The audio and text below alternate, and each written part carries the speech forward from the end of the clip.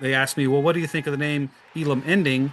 And I loved it. How was I ever going to say no to that? How did you pick the name the Elam ending? Did it come pretty easy to you? Because it is, your last name. For many years, I used the term the timeless format for it, but it's a little bit of a misnomer because it's not truly timeless. You do use a clock for most of the Right. game, and you still have the shot clock at the end of the game.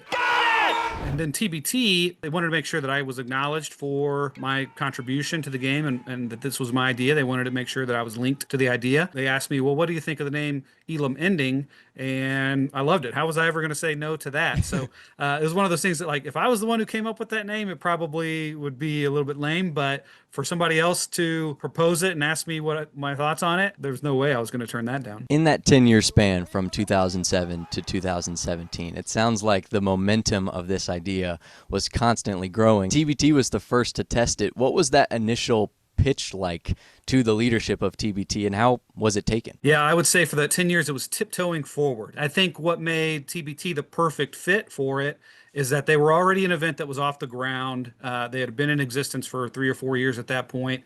They were a very well organized event. They had great partnerships with ESPN, high level officials, NCAA Division One officials. So they wanted to make sure that it was a high quality production and a high quality of play. They had well known players in the league, and they just had an embrace, I guess, of being trendsetters and trying bold ideas. They were the kind of the perfect fit to try out something new like this when I reached out to them blindly with this 67 slide PowerPoint of the idea that I was proposing, which again has now become the Elam ending.